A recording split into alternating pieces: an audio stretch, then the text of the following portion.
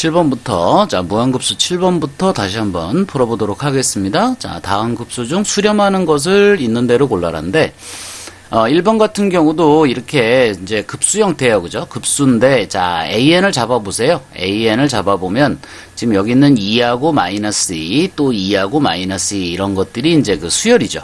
첫 번째 항, 두 번째 항, 세 번째 항, 네 번째 항, 다섯 번째 항, 여섯 번째 항, 이런 식으로 된 거예요. 그래서 이걸 쭉 더하고 있는 중입니다. 그죠? 자, 그러니까 거기에 우리가 일반항을 잡아서 무한급수를 생각한다고 했을 때 무한급수는 리미트 SN하고 같다 그랬어요. 그죠? 자, 그러니까 SN을 나열을 해보면 S1은 2죠. 이거 첫 번째 항과 똑같아야 되니까 S2는 두 번째 항까지 합이니까 여기까지 합이에요. 그죠? 그러니까 0입니다. S3는 다시 2고요. S4는 다시 0입니다. 그죠? 이렇게 나가네요. 그러니까 SN은 지금 2하고 0이 계속 반복되고 있기 때문에 이것은 진동하면서 발산하게 됩니다. 그죠? 그러니까 이것은 수렴할 수가 없는 거예요. 그러니까 이거는 발산이다 이렇게 얘기할 수 있습니다. 그러니까 무한급수도 역시 발산이 돼요. 그래서 1번은 수렴하지 않습니다. 그죠? 자, 그 다음에 2번 같은 경우는 여기 괄호가 있는데요. 이게 괄호가 있을 때는 이것을 첫 번째 항으로 봐야 돼요. 이걸 A1, 이걸 A2, 이걸 A3 이렇게 봐야 됩니다. 괄호가 있기 때문에 그래요. 해석할 때. 그죠? 요게 첫 번째 항인데 요 두 번째 항까지 묶어서 괄호를 칠 이유가 없죠. 그러니까 이건 괄호가 있기 때문에 이거는 첫 번째 항, 두 번째 항, 세 번째 항으로 봐야 되고요. 각각의 일반항이 모두 0이기 때문에 이거는 다 더해봐야 0입니다. 그러니까 이것은 0으로 수렴한다 이렇게 볼 수 있어요. 1번하고 2번의 차이점은 1번은 괄호가 없고 2번은 괄호가 있다의 차이도 있지만 수열로 본다면 이게 첫 번째 항, 두 번째 항, 세 번째 항, 네 번째 항, 다섯 번째 항, 여섯 번째 항 이렇게 돼 있는 거고요. 두 번째 보기는 요게 첫 번째 항, 요게 두 번째 항, 요게 세 번째 항 이렇게 돼 있는 형태입니다. 그러니까 이것은 0, 0, 0이기 때문에 모두 다 0이다. 그죠? 그러니까 무한급수도 당연히 0이죠. 그래서 2번은 수렴이다. 이렇게 얘기할 수 있습니다. 자, 그 다음에 3번 같은 경우는 이게 3분의 1, 4분의 1 이런 식으로 가고 있는데 요거 일반항을 잡아보세요. 요거 일반항 한번 잡아보신다면 AN은 어떻게 생겼죠? 요건 이웃한 두 자연수고요. 그죠? 맨 앞에 게 3이고 그 다음에 자연수로 되어 있으니까 n 플러스 2분의 1 마이너스 n 플러스 3분의 1 정도 잡아주면 될 것 같아요. 그죠? 그러면 n이 1일 때 여기가 3분의 1, 1일 때 4분의 1, 2일 때 4분의 1, 2일 때 5분의 1 이런 식으로 생겼으니까 요게 AN이 되겠죠. 자, 그러면 요건 이제 무한급수니까 무한급수 n이 1부터 무한대까지 갈 때 AN이죠. 그죠? 요게 첫 번째 항, 요게 두 번째 항, 요게 세 번째 항 이렇게 나가는. 그러면 이것은 리미트 SN과 같기 때문에 자, 요걸 시그마로 풀어준다 이렇게 생각하세요. K가 1부터 N까지 AK로 생각한다면 리미트 N이 무한대로 갈 때 시그마 K가 1부터 N까지 자, 요게 여기로 들어가면 되겠죠? K 플러스 2분의 1 마이너스 K 플러스 3분의 1 자, 이런 식으로. 자, 요 시그마 풀어주면 리미트 n이 무한대로 갈 때 자, 큰 거로 치고요. k가 1일 때부터 3분의 1 마이너스 4분의 1 그죠? 4분의 1 마이너스 5분의 1 그죠? 이런 식으로 쭉. 그래서 맨 마지막에 요 n이 들어갔을 때 n 플러스 2분의 1 마이너스 n 플러스 3분의 1 자, 이렇게 생겼어요.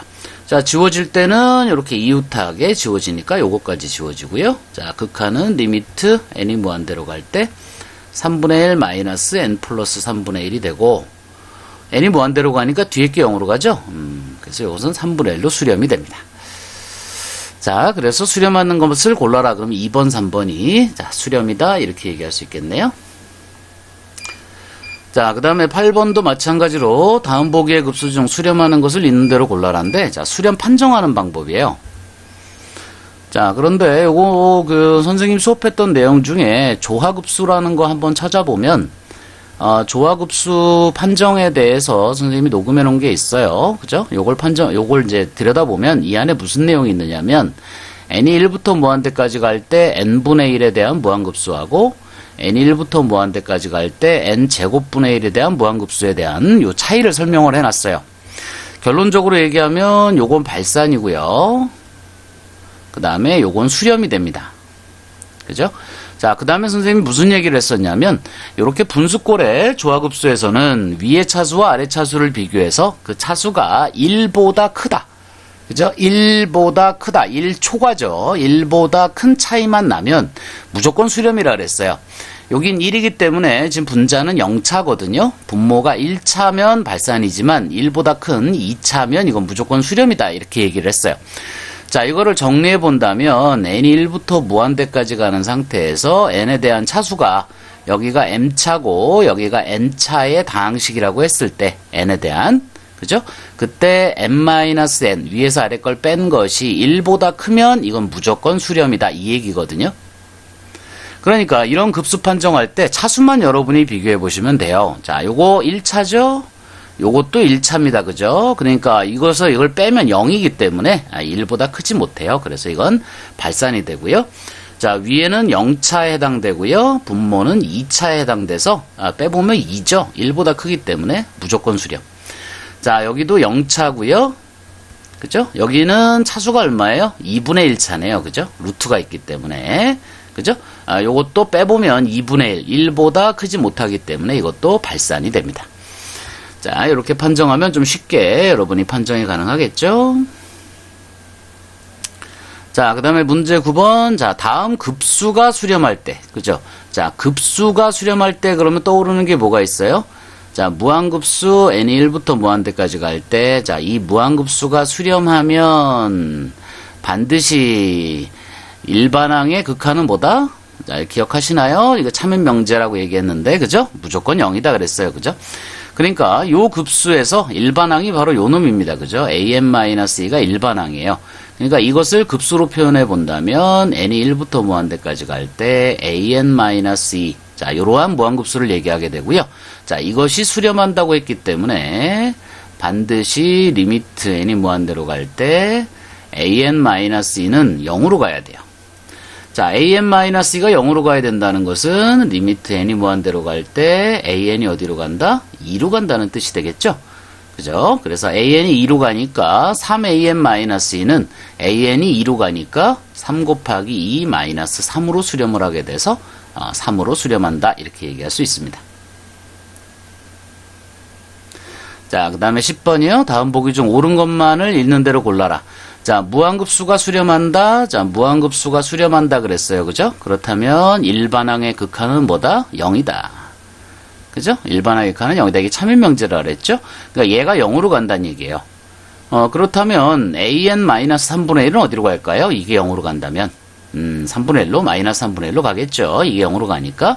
그래서 1번은 맞는 것이다. 그죠? 자, 그 다음에 2번에서 무한급수가 2분의 3으로 이게 수렴을 했어요. 그죠? 그러니까 어쨌든 무한급수가 수렴했기 때문에 리미트 n이 무한대로 갈 때 그 일반항에 해당되는 an-2분의 1은 무조건 0으로 가야 돼요. 그죠? 이 무한급수가 2분의 3이 중요한 게 아니고요. 무한급수가 수렴을 했기 때문에 이 일반항의 극한은 무조건 0으로 가야 돼. 고로 an은 어디로 간다? 2분의 1로 가야 됩니다. 그죠? 이게 0으로 가야 되기 때문에 an이 2로 간다 그랬으니까 틀린 거예요. 자, 그 다음에 무한급수가 수렴하면 일반항의 극한은 0이다. 이쪽으로는 참이에요. 그죠? 그렇지만 이것이면 반대로 이것은 거짓입니다. 그죠? 이거에 대한 반례가 뭐가 있었어요? 자, 이거 계속 다루고 있는데요. n1부터 무한대까지 갈 때 n분의 1과 n1부터 무한대까지 갈 때 n제곱분의 1을 기억하라 이랬죠? 요거에 대한 반례는 자, 요거는 발산, 요거는 수렴입니다. 일반항의 극한은 둘 다 0이지만 무한급수는 요건 발산, 요건 수렴이 되기 때문에 일반항의 극한이 0이라고 해서 항상 무한급수가 수렴한다라고는 볼 수가 없죠. 바로 요 놈이 반례가 됩니다. 요 무한급수는 발산하거든요. 자, 그 다음 무한급수가 발산하면 일반항의 극한은 0으로 가지 않는다 이랬는데 이것도 역시 마찬가지예요. 무한급수가 수렴하면 일반항의 극한은 0이다거든요. 그죠? 일반항의 극한은 0이다. 이게 참인명제인데 지금 요거는 요거의 반대니까 자, 요거를 P면 Q이다라고 얘기를 했을 때 요게 지금 참인명제고요. 자, 요거는 요 P의 부정이죠. 요게 무한급수가 수렴한다의 부정이 무한급수가 발산한다가 되니까 요것은 not P다라는 의미가 될 거고요. 일반항의 극한이 0으로 간다가 0으로 가지 않는다가 됐으니까 not Q다가 돼요. 그죠? 요거는 뭐라 그러죠? 2라 그러죠. 요거를 2다 이렇게 얘기합니다. 역2 대우할 때 우리가 했던 거예요. 그죠? 자, 2는 어떻게 되느냐? 2도 물론 거짓입니다. 하나 예를 하나 들면 되겠네요. 그죠? 요거는 발산하는데 일반항의 극한이 0으로 가지 않는 거. 그죠? 그러면 뭐 AN이 예를 들어서 2다. 상수. 그러면 2를 무한히 더하는 거니까 당연히 발산하죠. 그럴 때 AN은 0으로 가지 않는다. 이러면 참인 걸 찾았나요? 그죠? 잘못했네. 그러면 요거 발레를 구하려면 발레가 n이 1이 1부터 무한대까지 갈 때 AN이 발산하지만 일반항의 극한이 0인 걸 찾으면 되겠네요. 그죠? 자, 요게 발레가 될 수 있겠죠? 0이 아니다의 발레를 찾아야 되니까. 요거 있네요. 그죠? 요 무한급수 발산한다 그랬잖아요. 그죠? 그렇지만 요건 0으로 수렴합니다. 그러니까 발산하기만 하면 무조건 0으로 가지 않는다는 거짓이죠. 요 0으로 가는 이러한 급수가 존재하니까요. 그래서 요것도 거짓말입니다. 요것도 거짓말이었죠, 아까? 그래서 옳은 것은 1번 하나밖에 없다. 이렇게 얘기할 수 있겠네요. 자, 그 다음에, 무한 등비급수 모양이 나왔네요. 그죠? 자, 무한 등비급수의 모양이 나왔어요. 자, 무한급수가 있고요. 지금 이게 공비에 해당되는 건데요. 여기 지금 n이 여기 또 하나 들어있어요. 자, 그래서 요 n 때문에 이걸 공비라고 잡기가 좀 애매한데, 자, 한번 그냥 쭉 써보겠습니다. n이 1일 때부터. 자, n이 1이라면 이건 4가 되고요. 여기가 1이 되면, 이게 음수가 살아나니까 4분의 1이죠? n이 1이니까 그대로 되고요. 자, 두 번째 항은 여기가 4일 때, 여기가 2가 되면서 짝수니까 1이 돼요. 그래서 3이 되고요. 전체의 제곱이 됩니다. 그죠? n이 2니까요. n이 3일 때는 마찬가지로 4분의 1이 되고 세제곱이 돼요. 그죠? 그 다음에 n이 4일 때는 4분의 역시 3이 되고 여기가 4제곱이 되죠. 자, 이런 식의 모양이네요. 4분의 1의 5제곱, 그 다음에 4분의 1의 4분의 3의 6제곱 이런 식으로 가겠죠. 자, 이러한 급수가 됩니다. 자, 이거는 그냥 눈으로 봐도 이게 덧셈이기 때문에 요거를 홀수항의 합과 짝수항의 합으로 이렇게 분리시킬 수 있어요. 자, 이렇게 분리시켜서 쓸 수 있습니다. 그렇다면 요것은 첫째 항이 4분의 1이고 그 다음에 공비가 4분의 1의 제곱인 무한등비급수가 돼요. 맞죠? 첫째 항이 4분의 1이고 공비가 4분의 1의 제곱인 무한등비급수가 되고 요쪽으로는 첫째 항이 4분의 3의 제곱이고 그 다음에 공비가 마찬가지로 4분의 3의 제곱인 무한등비급수가 됩니다. 자, 그러니까 이쪽 급수의 합은 얼마? 1-4분의 1의 제곱분의 4분의 1로 수렴. 그죠? 공비가 요게 0하고 1 사이에 있기 때문에 당연히 수렴하겠죠. 자, 그 다음에 요쪽 것도 수렴이기 때문에 요것도 1-4분의 3의 제곱분의 4분의 3의 제곱으로 수렴. 이렇게 정리해주면 될 것 같아요. 자, 답 쓸 때는 요 공비가 반드시 -1과 1 사이에 들어있어야 수렴이에요. 기억하시죠? 무한등비급수의 합은 반드시 1과 -1 사이에 있을 때 수렴입니다. 그죠? 근데 4분의 1의 세제곱은 어쨌든 요 사이에 반드시 있기 때문에 이것은 수렴할 수밖에 없고요. 자, 홀수항 쪽과 짝수항 쪽을 나눠서 이렇게 합으로 따로따로 계산해주면 되는 게 11번 문제의 풀이법이라고 할 수 있겠네요. 자, 여기까지 설명했고요. 12번부터 다시 따로 녹음해 보겠습니다.